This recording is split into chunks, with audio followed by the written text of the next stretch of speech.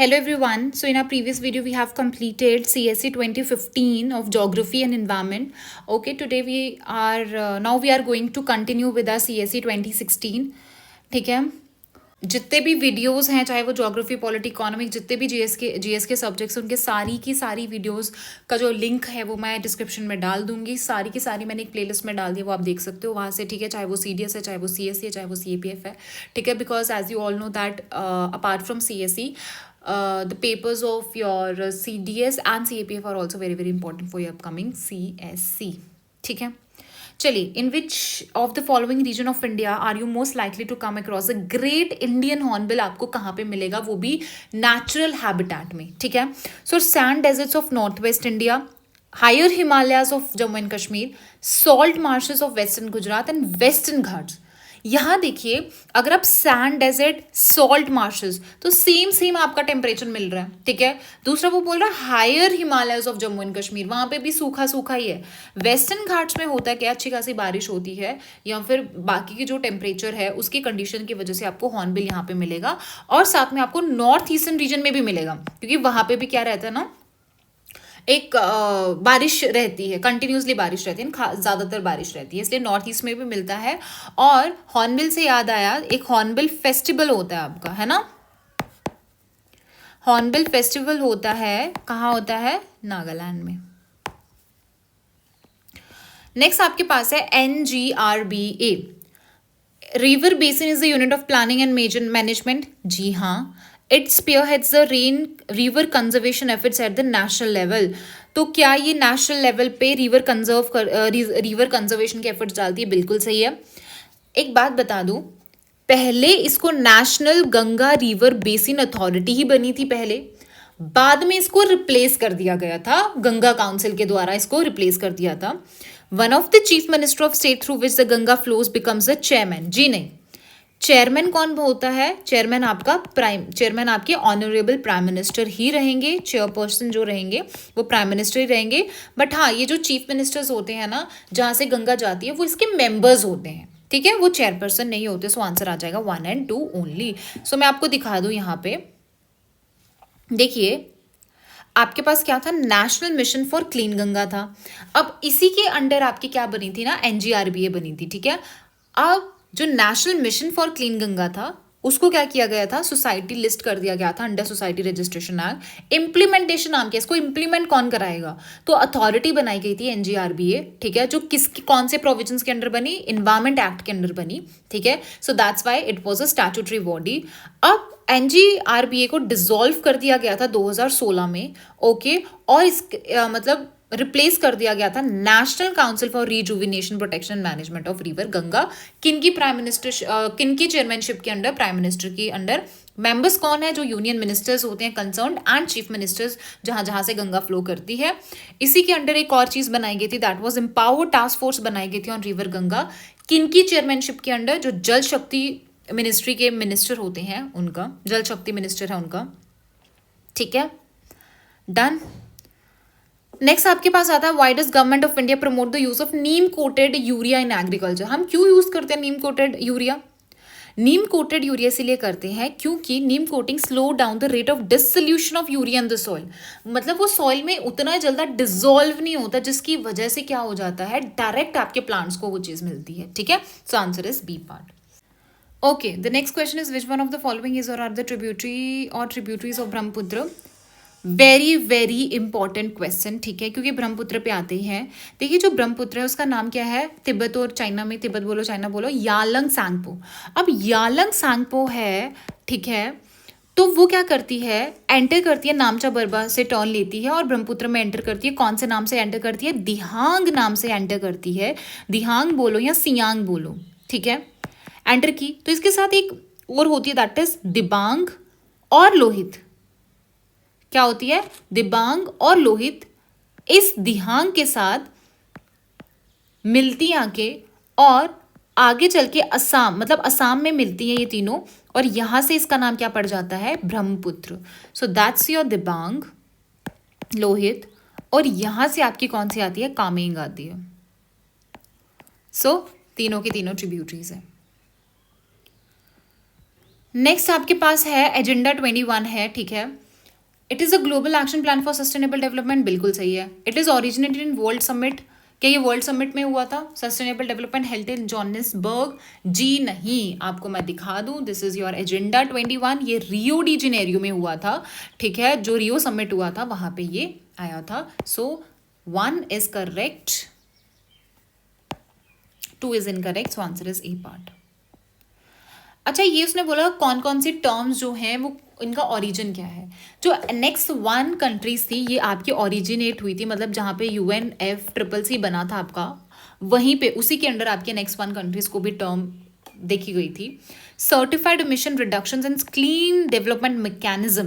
देखिए, clean development mechanism के under ही आपका क्या आता है? सर्टिफाइड इमिशन रिडक्शंस आता है. ये दोनों के दोनों आपके क्योटो प्रोटोकॉल से हैं. नागोया मैंने आपको बता दिया था, जेनेटिक वाला जो था. ठीक है, सो आंसर इसका क्या जाएगा आपके पास? 3 ओनली. सो आप यहाँ पे देख सकते हो कि जो नेक्स्ट 1 कंट्रीज है वो किसके अंदर आता है? UNFCCC के अंडर. ये वो कंट्रीज होती है जो इंडस्ट्रियलाइज नेशंस होते हैं, ठीक है, या वो कंट्रीज जिनकी इकोनॉमीज क्या है? ट्रांजिशन में है. ठीक है, और ये मेंबर्स भी हैं OECD के. OECD भी आपको यहाँ पे नीचे मिल जाएगा, उसकी कौन कौन सी मेंबर कंट्रीज है वो भी आपको मिल जाएगा. नगोया प्रोटोकॉल मैंने आपको बता दिया, genetic resources and fair and equitable sharing of benefits arising from their utilisation. Done. अब उसके बाद हमारे पास क्या आता है? Now, next we have is that which of the following best describe the aim of Green India Mission का क्या मतलब Green India जो मिशन था उसका क्या एम था? Incorporating environmental benefits and cost into the union and state budget, thereby implementing the green accounting. क्या implement कराना था ग्रीन अकाउंटिंग? जी नहीं, ऐसा नहीं था. Launching the second green revolution to enhance agriculture output so as to ensure किया जाएगा. Ensure food security to one and all in future, जी नहीं. रीस्टोर करना और इन्हांस करना forest cover and responding to climate change by combination adaptation, बिल्कुल सही है. देखिए, जो ग्रीन इंडिया मिशन आया था वो किसके लिए था? मेनली वो फॉरेस्ट को कैसे रिस्टोर किया जाए, कैसे कंजर्व किया जाए, क्लाइमेट चेंज को कैसे रिस्पॉन्ड किया जाए, वो उसके बेसिस पे था. राइट, सो आंसर इसका क्या है? ओनली 3. तो यहां से आप देख सकते हो ग्रीन इंडिया मिशन. ठीक है, where is your green India mission? Green India mission, ये देखिए, national mission for green India बोलो या ग्रीन इंडियन मिशन बोलो, इसके अंडर देखिए एक आपका निकाला गया था, that is national action plan निकाला गया था क्लाइमेट चेंज के लिए. और उसके अंडर ना 8 मेजर मिशन आप बोल सकते हो, अभी आई थिंक 11 हो गए हैं. तो उस 8 मिशन में से एक यही था आपका. टारगेट क्या था कि जो 10 मिलियन हेक्टेयर फॉरेस्ट है या नॉन फॉरेस्ट लैंड है, ठीक है, उसको इंक्रीज करा जाएगा. मतलब फॉरेस्ट कवर या ट्री कवर को इंक्रीज किया जाएगा. क्वालिटी जो है आपके ऑलरेडी एग्जिस्टिंग फॉरेस्ट की उसको इंप्रूव किया जाएगा. और क्या किया जाएगा? हाँ, इन्होंने ये चीज़ बोला था कि हम सिर्फ ट्री प्लांटिंग पे ही फोकस नहीं करेंगे, बट उसके अलावा भी चीज़ें करेंगे.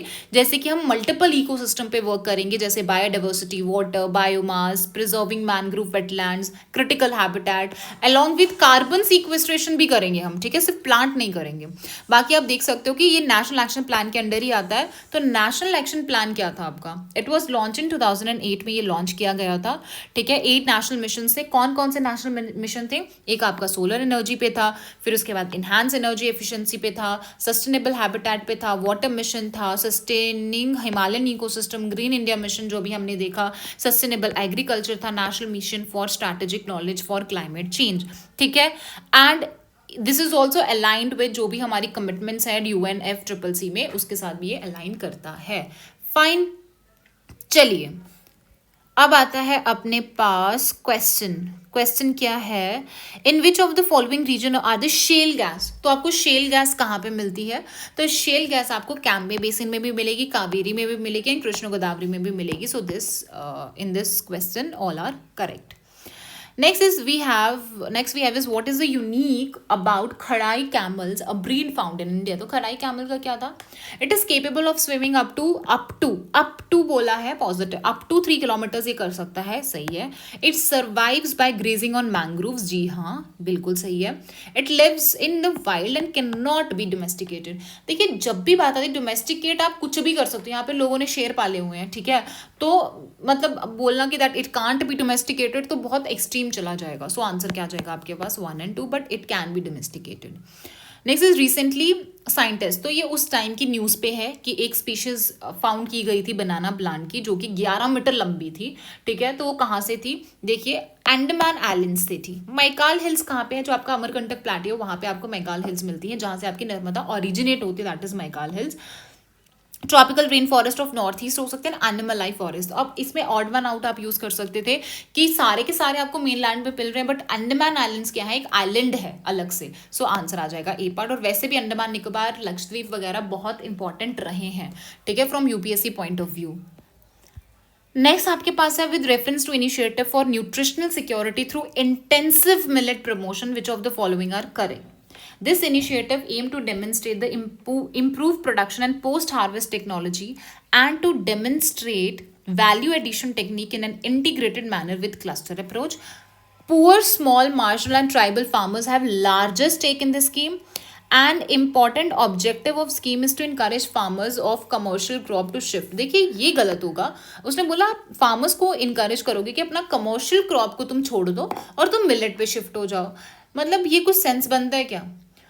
अब गवर्नमेंट को अगर करना, ये तो बहुत रिप्रेसिव हो जाएगा, है ना। तो अब जिसको इतना फायदा हो रहा है कमर्शियल क्रॉप से, वो डायरेक्ट मिलेट पे कैसे आ सकता है। सो ये तो चीज़ नहीं बोली है, थर्ड वाला तो आपका गलत हो जाएगा, ठीक है। उसके बाद क्या है कि this initiative aim to demonstrate the improve production किया जाएगा, post harvest technology, demonstrate value addition technique देखी जाएंगी, तो ये भी सही है। और जो भी छोटे छोटे फार्मर्स हैं, ये ट्राइबल फार्मर्स हैं, उनको थोड़े ज्यादा स्टेक दिए जाएंगे उसको। So that is also correct, answer is 1 and 2 only. Next is doctor without borders, तो ये एनजीओ है, इसको छोड़ दो। अच्छा, next is initiative called the economics of ecosystem and biodiversity, which of the following is or are correct. It is an initiative hosted by UNEP, IMF and World Economic Forum. देखिए जब भी आता है ना कि इसके द्वारा होस्ट किया जा रहा है या वो किया जा रहा है, और खास करके इतनी ज्यादा फोरम एक साथ दे दी जाती है, तो जनरली गलत होता है। पीछे भी मैंने आपको एक क्वेश्चन कराया था इसमें, राइट। सो ये आपका गलत है। It is a global initiative that focuses on drawing attention to the economic benefits of the biodiversity and it presents approach that can help decision makers recognize, demonstrate and capture the value of ecosystem and biodiversity. So आपका ये भी सही है, so answer is 2 and 3. चलिए next आपके पास है red Sander पे है, न्यूज में थी, okay. It is a tree species found in the part of south India. It is one of the most important trees in the tropical rain forest areas of south India. देखिए ये आपको पता है, इस पे वो पुष्पा मूवी भी बनी थी, फर्स्ट वाली है ना, रेड सैंडर पे। तो ये साउथ इंडिया पे मिलता है, बिल्कुल सही, आंध्र प्रदेश में ही मिलता है, ये भी सही है। बट ये rain forest area, Andhra Pradesh आपका रेन फॉरेस्ट एरिया नहीं है, ठीक है, वहाँ पे उतनी बारिश नहीं होती है। सो ड्राई रेसिडियस में आ जाता है वो। सो आंसर क्या आ जाता है आपके पास, 1 only. Proper design and effective implementation of UNREDD plus program can significantly contribute to। तो REDD मैंने बता दिया कि मतलब आपको क्या करना है, जो भी आपके फॉरेस्ट वगैरह उसको प्रिजर्व करने के लिए, डिजर्टिफिकेशन को कंट्रोल करने के लिए प्लांट्स लगाने हैं, तो उससे क्या क्या हो सकता है मैंने आपको बता दिया ऑलरेडी। इसमें ट्रॉपिकल एंड सब ट्रॉपिकल कंट्रीज आती हैं। क्या बायोडाइवर्सिटी प्रोटेक्ट होगी, जी हाँ। क्या आपके रिजिलियंट फॉरेस्ट इकोसिस्टम बनेंगे, हाँ। पॉवर्टी रिडक्शन होगी, जी हाँ। सो आंसर इज 1, 2 and 3। अब उसने बोला ग्रीन गैस प्रोटोकॉल क्या था। ग्रीन हाउस गैस प्रोटोकॉल क्या है, it is an international accounting tool है for government and business leaders to understand, quantify and manage करने के लिए ग्रीन हाउस गैस एमिशंस को। So this is correct. Financial stability and development council consider the following. It is an organ of NITI Aayog. क्या नीति आयोग का organ है, जी नहीं। नीति आयोग देखिए 2015 में आपका, 2015-16 में जाके, बट 15 पकड़ लो कि प्लानिंग कमीशन जो है वो कन्वर्ट हो गया था, मतलब प्लानिंग कमीशन की जगह आपका नीति आयोग आया था। बट ये जो financial stability and development council है, ये आपकी 2010 की है, तो ये गलत हो गया। यूनियन फाइनेंस मिनिस्टर्स को हेड करता है, ये सही है। एंड ये मॉनिटर करता है, मैक्रो प्रूडेंशियल सुपरविजन करता है किसकी, इकोनॉमी की। सो this is also correct. So answer is 2 and 3। Next आपके पास आता है इंटरनेशनल सोलर अलायंस। देखिए वो तब भी इंपॉर्टेंट थी और ये आज भी इंपॉर्टेंट है, ठीक है। ये लॉन्च की गई थी at UNCC in 2015, this is correct. Alliance include all the members of UN, जी नहीं, ऑल द मेंबर्स नहीं है। मेजरली इसमें कौन कौन सी कंट्रीज आती है जहाँ पे सन अच्छा खासा रहता है, मतलब ट्रॉपिक के आसपास, सब ट्रॉपिक के आसपास, ट्रॉपिकल उसके ट्रॉपिक के पास जो होती हैं। बाकी इसकी जो मेंबरशिप है वो सारी की सारी UN नेशन के लिए खुली है, ओपन है, बट ये सारी की सारी UN स्टेट इसमें नहीं आती। सो this is not correct, answer is 1 only. International solar alliance आप यहाँ से देख सकते हो, क्या है ये? इंटर गवर्नमेंटल ऑर्गेनाइजेशन है जो लॉन्च की गई थी 2015 में by the honourable prime minister, ठीक है। और किसके साथ मिलके? जो फ्रांस के प्रेसिडेंट है उनके साथ मिलके। कब हुआ था ये? COP21 में हुआ था, which was held in Paris. Next is guided by it's towards 1000 strategy था। 1000 स्ट्रैटेजी का मतलब क्या था?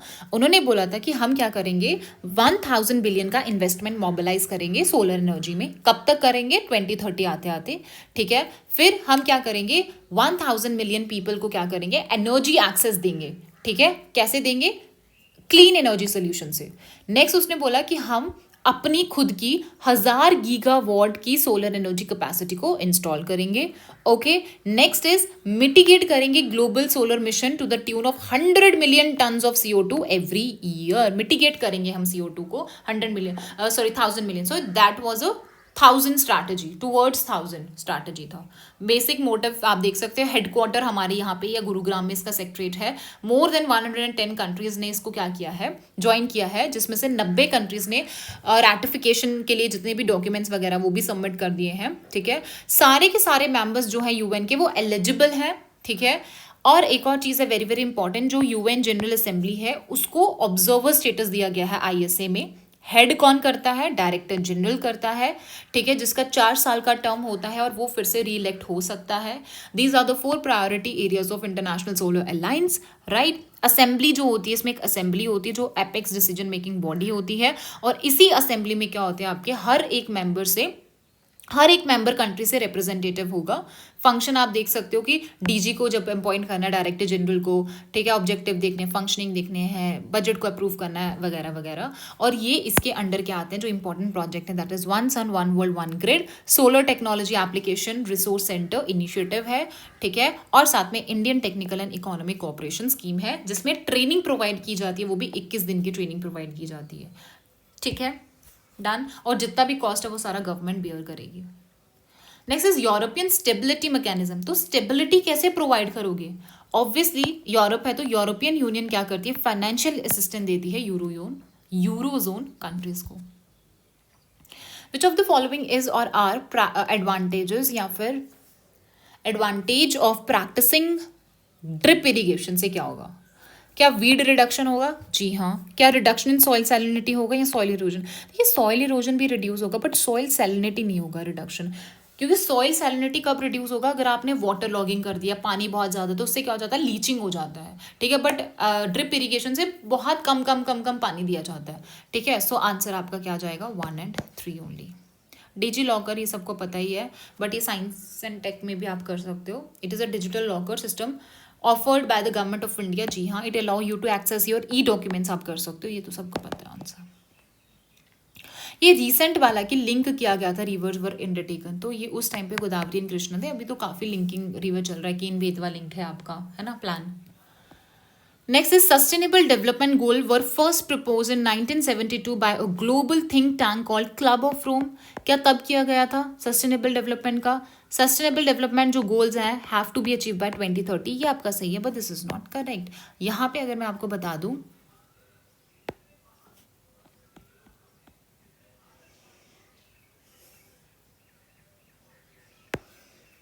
जो 2012 में रियो डी जेनेरियो में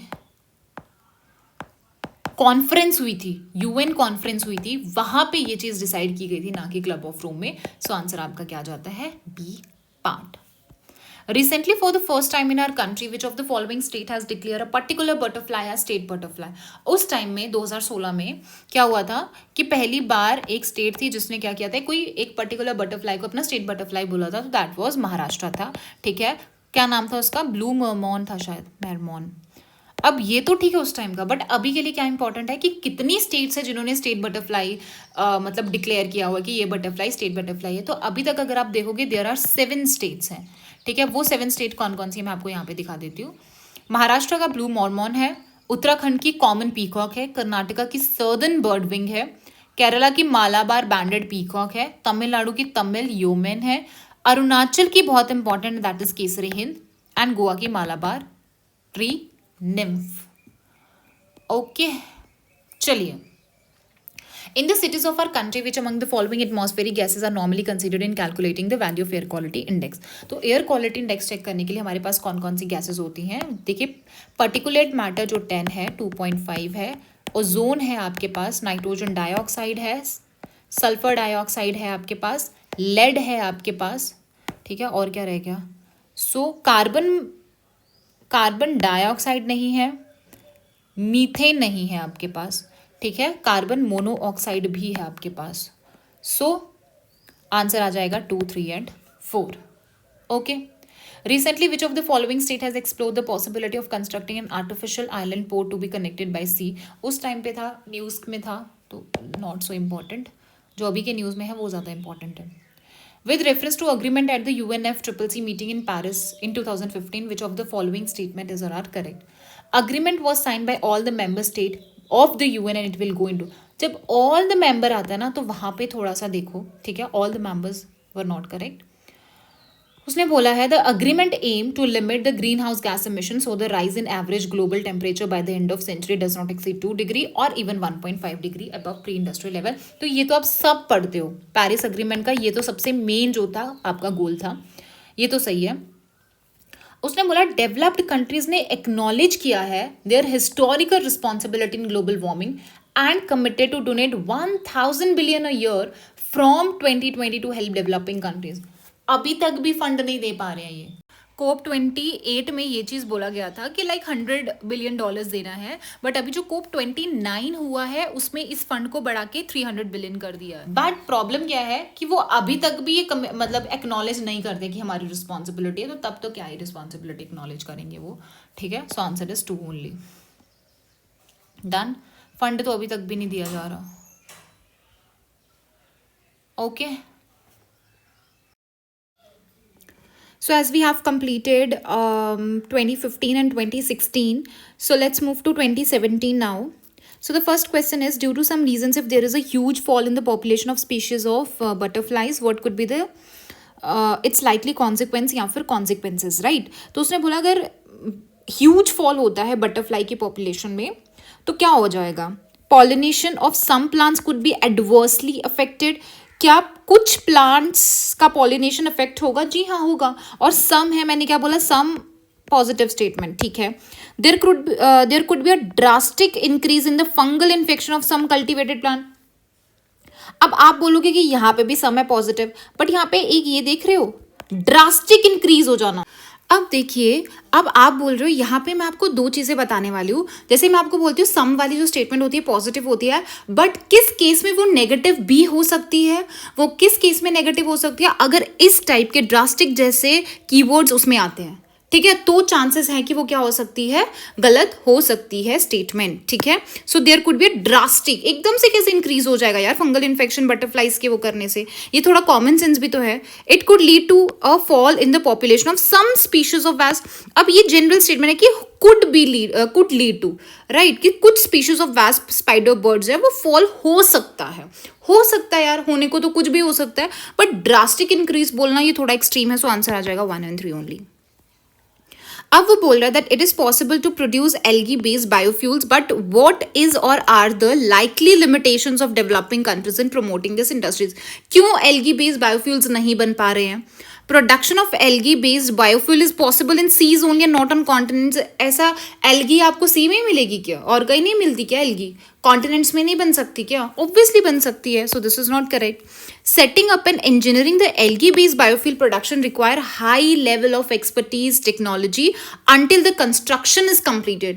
अब आप देखना, कोई भी चीज़ है जैसे सोलर एनर्जी है, टाइडल एनर्जी है, ठीक है, एफिशिएंट है, बट आपने हमेशा एक चीज़ देखी होगी कि सेटअप अगर आपको करना है, सोलर पैनल्स लगाने हैं या फिर टाइडल एनर्जी को हार्नेस करना है, एक बार प्लांट बनाने में बहुत कॉस्ट लगता है, उसके बाद वो क्या हो जाता है, कॉस्ट एफिशिएंट हो जाता है। तो मेनली जो ये चीज़ें होती है, जो बायोफ्यूल्स वगैरह भी हो गए, इनके लिए भी क्या सेटिंग, उस चीज़ को सेटअप करने के लिए कॉस्ट लगता है, बट बाद में वो एफिशिएंट होगा ना। बट सेटअप करने के लिए पैसा तो होना चाहिए तुम्हारे पास, लार्ज इन्वेस्टमेंट भी होना चाहिए, right. So this is correct. Economically viable production necessitates the setting up of large-scale facilities which may raise ecological and social concern.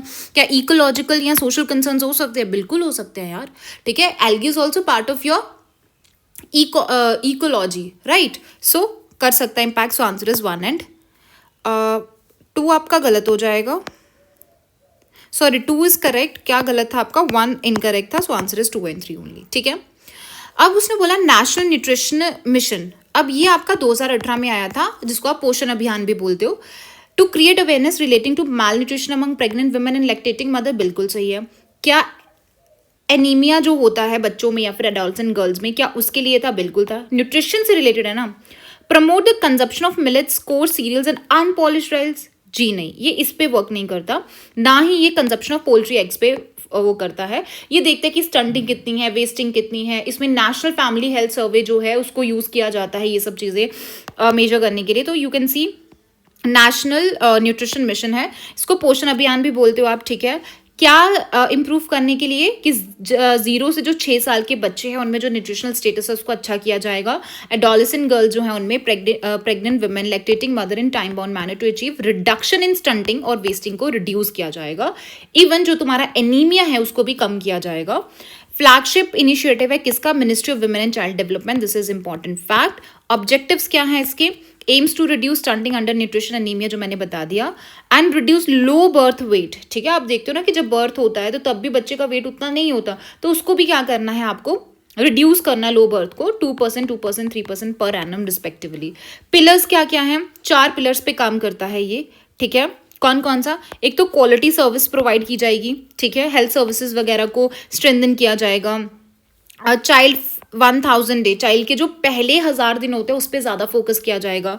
फिर क्रॉस सेक्टोरल कन्वर्जेंस है, ऐसा नहीं है कि एक ही सेक्टर उस पर काम करेगा, हर सेक्टर पे काम किया जाएगा, चाहे वो वाटर सैनिटेशन है, मतलब न्यूट्रिशन को आप इंटीग्रेट कर दोगे वाटर एंड सैनिटेशन से, ठीक है। Then third is national council of India nutrition challenges है, जो कि लीड कौन करता है, ये नीति आयोग, वो गाइड करता है कि कौन कौन सी पॉलिसीज होना चाहिए, कैसे रिव्यू करना है आपको, ठीक है। एंड फिर उसके बाद आता है आपके पास टेक्नोलॉजी है, देन एप्लीकेशन, फिर आता है जन आंदोलन, ठीक है, न्यूट्रिशनल इंप्रूवमेंट एज पर। अब उसने बोला है जो नेशनल फैमिली हेल्थ सर्वे 5 है जो 1921 में हुआ था, उसमें फॉर चिल्ड्रन अंडर 5 ईयर्स के लिए हुआ था ये, ठीक है। एंड व्हाट एल्स, मिशन सक्षम, अच्छा इसको ना इन्होंने इसके साथ कन्वर्ज भी कर दिया, मिशन जो सक्षम आंगनवाड़ी एंड पोषण 2.0 भी बोलते हैं इसको, ठीक है। और क्या है, किसके लिए है कि हेल्थ को फॉस्टर करना है, वेलनेस, इम्यूनिटी पे वर्क करना है, इंफ्रास्ट्रक्चर को अपग्रेड करना, जो आपके आंगनवाड़ी सेंटर्स होते हैं उनको अपग्रेड करना है, बिल्डिंग्स हो, टॉयलेट्स हो, ड्रिंकिंग वाटर एक्सेस हो, ठीक है। तो दीज आर द इंडिकेटर्स। सो पहला आपका फैमिली हेल्थ सर्वे, ये देखिए, तो एक तो आ गया आपका 2015 और 16 का, जो 4 वाला था आपका नेशनल फैमिली हेल्थ सर्वे 4 था, और 5th वाला रिसेंट वाला यही है आपका 1921 वाला ये, ठीक है। आप देख सकते हो कितना कितना परसेंट क्या है। और ये आपका जो ये इंडिया का न्यूट्रिशनल स्टेटस बता रहे हैं as per global hunger index, और हमारा इसमें क्या बोलते हैं रैंक क्या है, दैट इज 105 है आउट ऑफ 127 कंट्रीज, ठीक है, समझे। सो नेक्स्ट अपने पास क्या है, तो आप देख सकते हो कितना परसेंट क्या है। चलिए, फैक्टर्स एक्ट हिस्ट्री का हो गया, छोड़ो इसको। हाँ, अब उसने क्या बोला है, in context of mitigating the impending global warming due to anthropogenic emission of carbon dioxide, which of the following can be potential site for. अगर आपको कार्बन सीक्वेस्ट्रेशन करना है, ठीक है, कार्बन को स्टोर किया जाता है, तो क्या पोटेंशियल आपकी साइट्स हो सकती हैं, क्या अनइकोनॉमिक जो कोल सीम्स होती हैं या जो छोड़ दी हैं एबंडेंट हैं, क्या वहाँ पे कार्बन सीक्वेस्ट्रेशन हो सकती है, बिल्कुल सही हो सकती है। जो depleted oil and gas reserves है वहाँ पे हो सकती है रिजर्वायर्स में, जी हाँ। एंड सबटेरेनियन डीप सेलाइन फॉर्मेशन जो होती हैं उनमें भी कर सकते हो। सो आंसर आपका 1, 2 एंड 3 आ जाएगा। अच्छा, उन्होंने बोला कि according to wildlife protection act, which of the following animals can not be hunted by any person except under some provisions provided by law. कौन सा आप हंट नहीं कर सकते यार, घड़ियाल ऑब्वियसली नहीं करोगे, वाइल्ड एस नहीं कर सकते, एंड वाइल्ड बफलो भी नहीं कर सकते, मार तो आप किसी को भी नहीं सकते, है ना। बट उसने बोला under some provisions, some circumstances के अंडर हो सकता है, बट ऐसे नहीं मार सकते। So all are correct. Mediterranean sea is a border, ये प्रीवियस ईयर पेपर, अभी मैंने जो आपको बताया था 2015 का सॉल्व कराया ना, कि कौन सा है जो सी के साथ नहीं लगता। तो मैंने आपको बताया था जॉर्डन नहीं लगता है, बिकॉज जॉर्डन इस साइड है, इजराइल इस साइड है, बीच में आपका क्या आता है, डेड सी आता है। ठीक है, मैंने ऊपर ये भी बताया था कि जो ऊपर इसके ऊपर सीरिया है, सीरिया के ऊपर लेबनान है, साथ में लगता है। तो ये सीरिया भी लगता है, लेबनान भी लगता है, बट जॉर्डन नहीं लगता है। सो अगर आप 1 1 1 कैंसिल कर दो, 3 4 आंसर आ जाएगा आपका। इराक भी उस साइड है यार, नहीं आएगा। चलिए नेक्स्ट अपने पास क्या है, with reference to river Teesta consider the following statement. Source क्या है आपके रिवर तीस्ता का? मैंने आपको रिवर्स बहुत अच्छे से कराया है, जब मैंने ज्योग्राफी के नोट्स कराए थे अपने उससे नोट से, तो मैंने आपको बताया था कि कौन सा कहाँ पे क्या है। सो इवन मैंने जो CAPF की वीडियोस या CDS की भी वीडियोस कराए थे आपको PYQs में, उसमें भी मैंने आपको बताया है। तो सोर्स क्या है आपके तीस्ता रिवर का? दैट इज पहुनरी ग्लेशियर है आपका। ठीक है, और वो सेम नहीं है as a Brahmaputra, because Brahmaputra आपका कहाँ से होता है, there is a Chema यांगडंग glacier है आपका। ठीक है, कहाँ पे है ये? जो आपकी ऊपर कैलाश रेंज है ना, कैलाश रेंज है, नियर कौन सा लेक है? मानसरोवर लेक है, सरोवर लेक है, वहां पे है ये। ठीक है, हो गया। अब दिस इज नॉट करेक्ट। ठीक है, 1 1 कैंसिल हो जाएगा। अब उसने बोला क्या river Teesta flow into bay of Bengal on the border of India and Bangladesh? क्या वो बे ऑफ बंगाल में जाएगी रिवर तीस्ता? जी नहीं, river Teesta bay of Bengal में नहीं जाती। वो मिलती किसके साथ है? It is a tributary of Brahmaputra, वो ब्रह्मपुत्र में जाके मिलती है। ठीक है, so this is also not correct. Answer क्या आ जाएगा? दैट जो रिवर रंगीत है वो कहाँ से ओरिजिनेट होती है? सिक्किम में होती है, और वो रिवर तीस्ता की क्या है? ट्रिब्यूटरी है। दिस इज करेक्ट, याद रखना रिवर रंगीत भी। ओके, नेक्स्ट आपके पास है इन ट्रॉपिकल रीजन जो जीका वायरस होता है, disease is transmitted by the same mosquito that transmit dengue. ये बिल्कुल आपका सही है। डेंगू किससे होता है? एईडीज, एरीज मॉस्किटोज होते हैं, उससे होता है। एंड जीका वायरस भी उसी से होता है। और जीका वायरस जो होता है उसका सेक्सुअल ट्रांसमिशन भी पॉसिबल होता है, सेक्सुअल ट्रांसमिशन भी होता है। इवन जो प्रेग्नेंट वुमेन होती है तो उसका जो बच्चा होता है उसमें भी पास हो सकता है, थ्रू ब्लड हो सकता है। ठीक है, सो इन सब चीज़ों की वजह से हो सकता है। सो आंसर आ जाएगा both 1 and 2। In India the Himalayas are spread over 5 states only. क्या सिर्फ 5 स्टेट्स में आपके हिमालयाज? जी नहीं, कहाँ कहाँ है हिमालयाज आपके? यूटीज में देखोगे तो JNK है, लद्दाख है आपका। ठीक है, फिर उसके बाद उत्तराखंड है, हिमाचल प्रदेश है आपका। ठीक है, उत्तराखंड आ गया, हिमाचल प्रदेश आ गया। फिर उसके बाद जितनी भी आपकी नॉर्थ ईस्टर्न स्टेट्स हैं, तो सेवन सिस्टर तो वही हो गई, प्लस 7 सिस्टर्स हो गई, उसके साथ आपका सिक्किम भी हो जाएगा।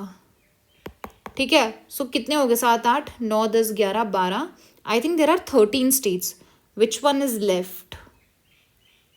सिक्किम हो गया, वेस्ट बंगाल रह गया। जी हाँ, तो वेस्ट बंगाल भी आ गया आपका। ठीक है, done. This is not correct. Western Ghat spread over 5 states only. जी नहीं, ये 6 स्टेट से पास होता है।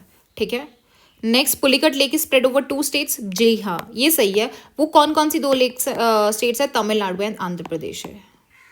ओके, आंसर क्या आ जाएगा? 3 ओनली। ठीक है, अब उसने बोला biological oxygen demand is a standard criteria for, किसके लिए होता है बायोलॉजिकल ऑक्सीजन डिमांड? ठीक है, ये वो मतलब ये बायोलॉजिकल ऑक्सीजन डिमांड होती है कि पानी में कितनी डिजोल्व ऑक्सीजन है which is required for the growth of the bacterias के ग्रोथ के लिए। राइट, सो क्या है इसमें, किस लिए यूज किया जाता है? कि पोल्यूशन देखने के लिए इन एक्वेटिक सिस्टम, पोल्यूशन ऐसे in aquatic ecosystem. With reference to the role of UN Habitat in UN program working toward a better urban future के लिए वो वर्क करते हैं। सो इसमें से कौन सी स्टेटमेंट करेक्ट है? UN Habitat has been mandated by the UNGA to promote socially and environmentally sustainable town cities to provide adequate shelter दिया जाएगा हर एक इंसान को। सो ये आपका बिल्कुल सही, क्योंकि हैबिटेट पे बात कर रहा है ना, तो socially and environmentally sustainable towns दिए जाएंगे या सिटीज बनाई जाएंगी ताकि हर एक इंसान को अच्छे से शेल्टर मिल सके। This is correct. Its partners are either government या लोकल। जी नहीं, इसका पार्टनर बहुत ज़्यादा होते हैं, लाइक तुम्हारे गवर्नमेंट्स भी होते हैं, नॉन गवर्नमेंट ऑर्गेनाइजेशन है, इंटरनेशनल ऑर्गेनाइजेशन है आपकी, सॉरी प्राइवेट ऑर्गेनाइजेशन हैं। ठीक है, नॉन गवर्नमेंट हो सकती है, गवर्नमेंट हो सकती है, लोकल अथॉरिटीज हो सकती है। So this is not correct. So आपका 2 गलत हो जाता है। ठीक है, now UN Habitat contribute the overall objective of UN system to reduce poverty and to promote access to safe drinking water and basic sanitation। क्या फर्स्ट वाला statement second वाले से रिलेटेड नहीं है? अगर तुम शेल्टर दे रहे हो, अब यहाँ पे इन्वायरमेंट की भी बात करी है ना, socially and environmentally sustainable towns बना रहे हो, तो तुम क्या कर रहे हो, पॉवर्टी भी रिड्यूस कर रहे हो, तुम अच्छे सैनिटेशन की भी ध्यान रख रहे हो, है ना। सो ये भी आपका सही हो जाएगा। सो आंसर आपका 1 और 3 हो जाएगा, ठीक है। Next is in India, if species of tortoise is declared protected under Schedule 1 of the Wildlife Act, and what does it imply? तो उसने बोला है कि अगर आप एक टॉर्टाइज को Schedule 1 में डाल देते हो तो उसको क्या मिलेगा, उसको सेम लेवल ऑफ प्रोटेक्शन मिलेगा जो टाइगर को मिलता है, ऑब्वियसली, क्योंकि tiger is also included in Schedule 1 of wildlife protection act, तो सेम प्रोटेक्शन मिलेगा, है ना। नेक्स्ट आपके पास आता है climate and clean air coalition to reduce short live climate pollutant is a unique initiative of G20 group of countries. देखिए this one is incorrect, ये G20 का इनिशिएटिव नहीं है। क्या ये किस पे फोकस करता है, methane, black carbon and hydrofluorocarbon पे क्या ये वर्क करता है? So this is correct but first is not correct, okay. So it is a unique initiative. किसका इनिशिएटिव है ये? UNEP का है। और ये कब लॉन्च हुआ था? ये लॉन्च हुआ था इन 2012, ठीक है। चलिए, ओके।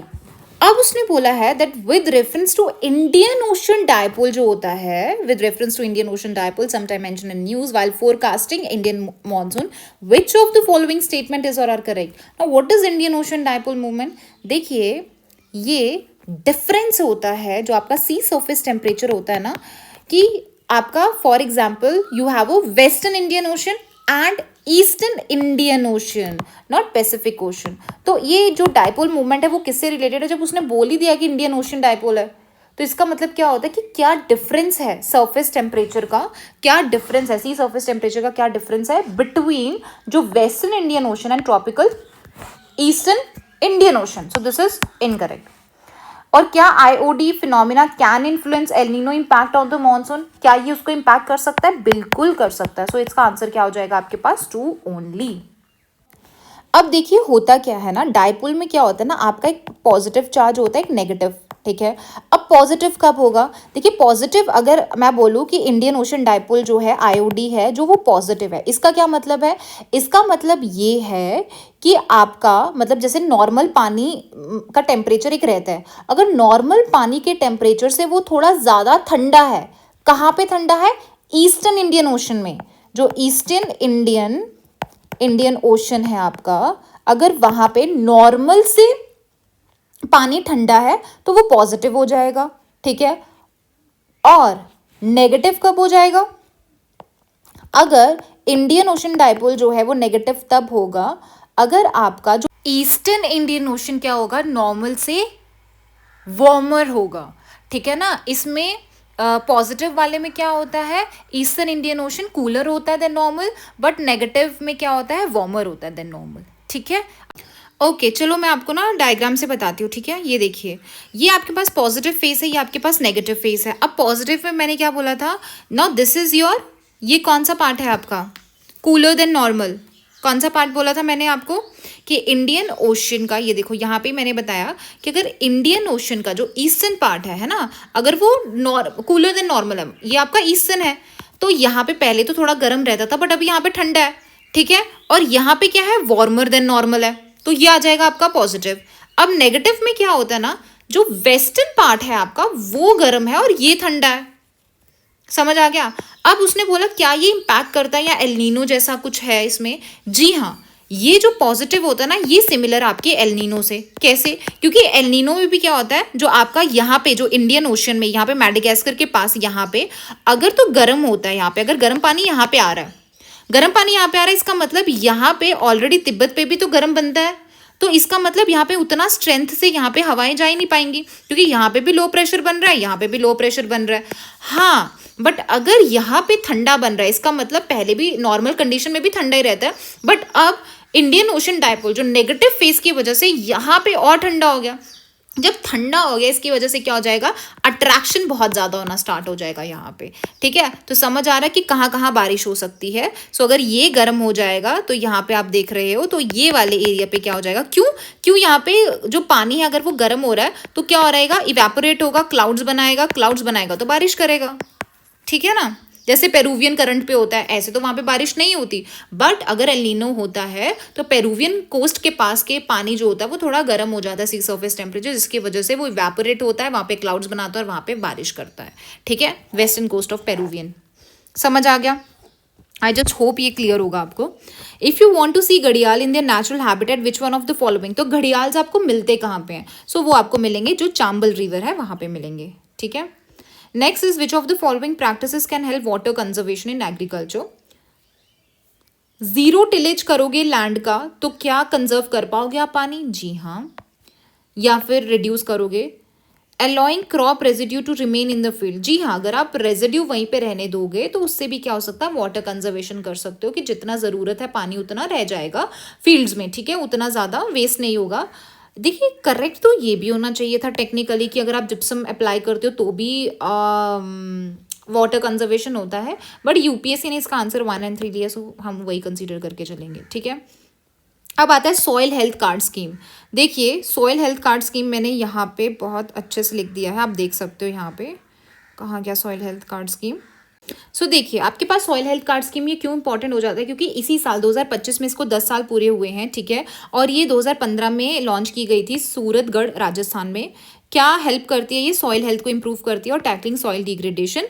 सेंट्रली स्पॉन्सर्ड स्कीम है जो असिस्ट करती है स्टेट गवर्नमेंट को कि वो सॉइल हेल्थ कार्ड इशू कर सकें टू ऑल फार्मर्स, हर एक फार्मर को। ठीक है, ऑब्जेक्टिव क्या है कि फार्मर्स को इंफॉर्मेशन दी जाएगी किसके बारे में, कि उनके सॉइल में कितना न्यूट्रिएंट लेवल है या उनकी सॉइल में क्या न्यूट्रिएंट स्टेटस है।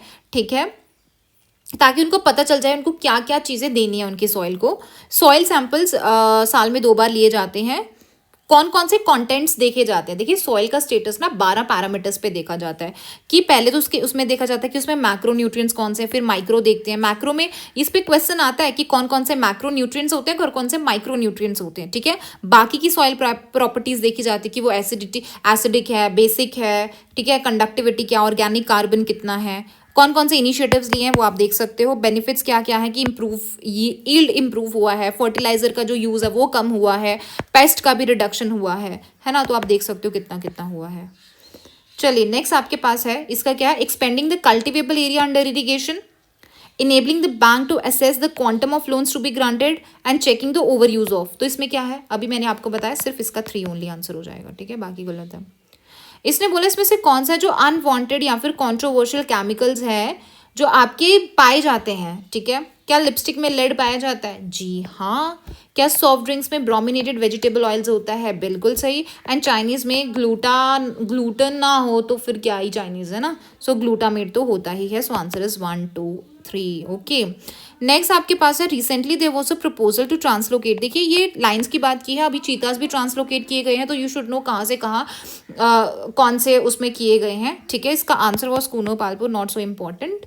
बाकी इसने पूछा कि जोग्राफिकली अगर आप देखोगे तो जो ग्रेट निकोबार है वो किसके ज़्यादा करीब है, तो वो किसके ज़्यादा करीब है अगर इनमें से देखा जाए तो दैट इज सुमात्रा। ठीक है, this is map based question, आप इसको मैप पे लोकेट करके देखोगे तो ही समझ आएगा। ठीक है, सो डन, रेस्ट हम नेक्स्ट वीडियो में करेंगे। ओके।